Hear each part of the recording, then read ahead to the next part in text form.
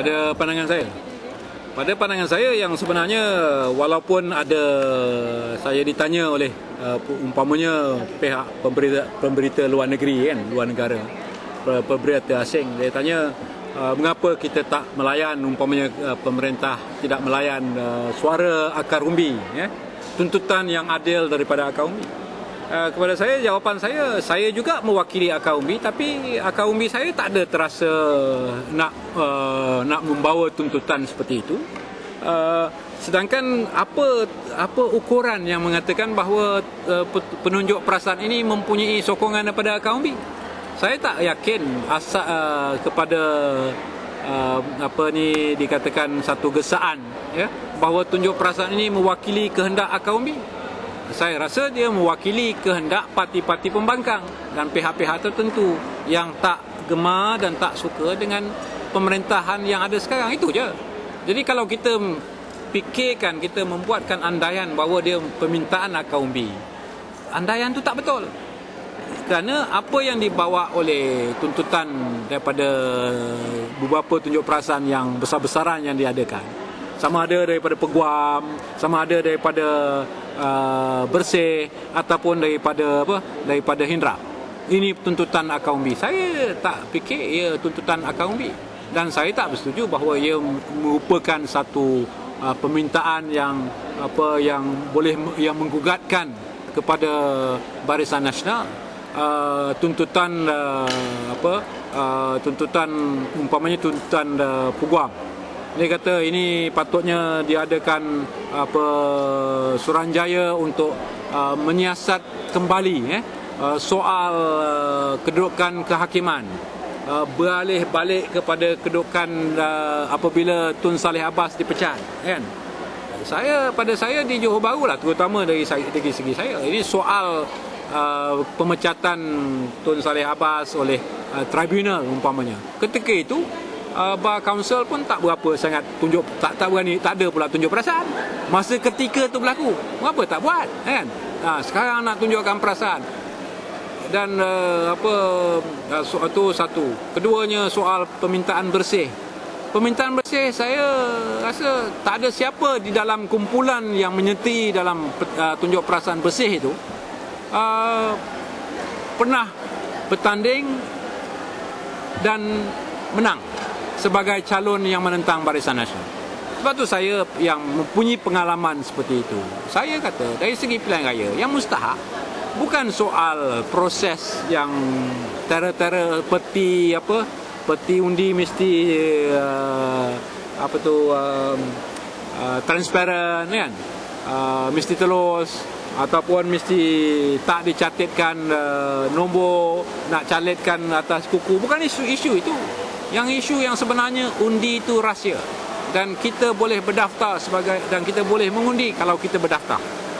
Dan saya dah buktikan bahawa dalam keadaan calon yang baik, kita mempunyai jentera yang cukup dan sokongan daripada orang ramai, dan kita mempunyai isu yang betul, rakyat akan menyokong kita walaupun kita bukan daripada parti pemerintah. Jadi saya dah buktikan. Dan bukan soal nak calit kuku ke, nak kononnya nak menyekat undi hantu ke, ataupun mesti ada peti undi yang transparan ke, kan, yang telus ke. Bukan itu. Ialah sebenarnya mesti ada calon yang baik, mesti ada sokongan yang menyeluruh dalam satu kawasan pilihan raya, dan juga kita dah berjaya menghuraikan dan ketengahkan isu-isu yang ada sangkut paut, yang relevan kepada rakyat. Dan insya-Allah boleh menang walaupun kita berlawan dengan calon parti pemerintah. Inilah. Jadi bukanlah ianya satu soal seolah-olah akar umbi yang tak suka. Padahal jadi sebab tu saya tak nampak ia menggugat sangat pilihan raya.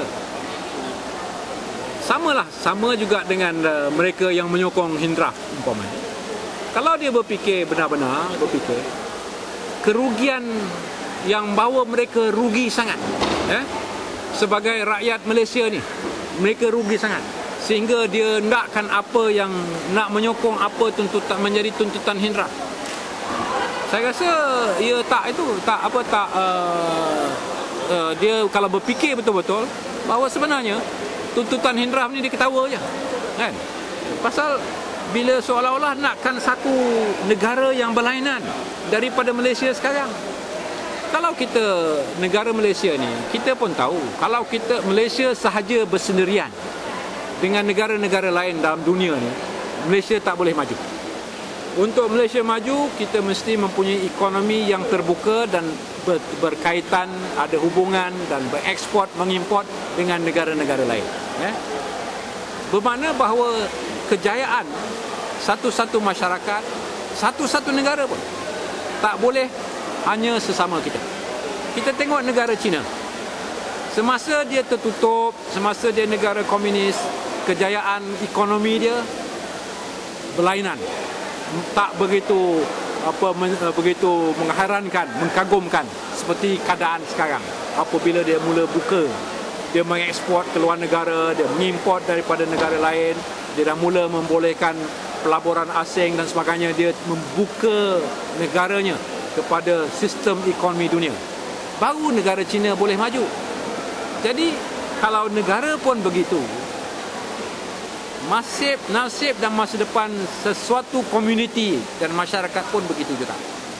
Kalau kita tak nak menjadi sebahagian daripada negara kita, dan kita nak menjadi mencilkan komuniti kita, kita tak akan berjaya. Dan sebab itu kepada saya, tuntutan Hindraf seolah-olah hendakkan mereka mengubahkan keadaan negara Malaysia. Dan saya percaya bahawa ini akan ditentang dan takkan dapat dilakukan. Dia minta 20 ahli pembangkang khas untuk kaum India. Mana Sabah ke? Saya ingat tak mana Sabah. Tak ada siapa pun minta begitu. Tetapi pasal kita tahu bahawa taburan kaum pengundi India, pengundi Melayu, pengundi Cina ni, dia ikut taburan dia lah. Dan kalau nak buat cara begitu, kena ubah sistem politik, sistem pilihan raya. Nak ubah terus. Takkanlah kita boleh ubahkan semata-mata kerana Hindraf yang minta. Jadi, dan satu pihak dia kata tak boleh. Ini dasar tolong orang Melayu ni tak boleh. Tolong Melayu dan Bumiputera tak boleh. Tapi dasar tolong orang India boleh. Macam mana pula ni?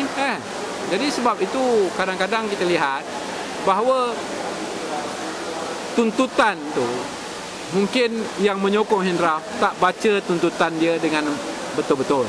Bacalah, fahamlah dan lihat kepada realitinya. Bahawa kalau nak kita betul-betul berjaya sebagai satu masyarakat, sebagai satu komuniti, kita kena menjadi sebahagian daripada komuniti negara itu, kan? Jangan kita terasing, kita tak nak belajar bahasa Malaysia, kita tak nak menyesuaikan diri dengan keadaan realiti negara kita. Orang Melayu sendiri kalau dia hanya mempunyai bahasa Malaysia, dia tak boleh masuk mencapai kejayaan yang tinggi, kerana dunia memerlukan lebih daripada bahasa Malaysia, memerlukan bahasa Inggeris, memerlukan bahasa Arab, memerlukan bahasa Mandarin. Dan kerana komunikasi antara manusia ni ialah melalui bahasa. Jadi begitu jugalah saya rasa bahawa kalau kita benar-benar nak berjaya di Malaysia, yang pokoknya ialah mesti kita menerima bahasa Malaysia itu sebagai bahasa pengantar.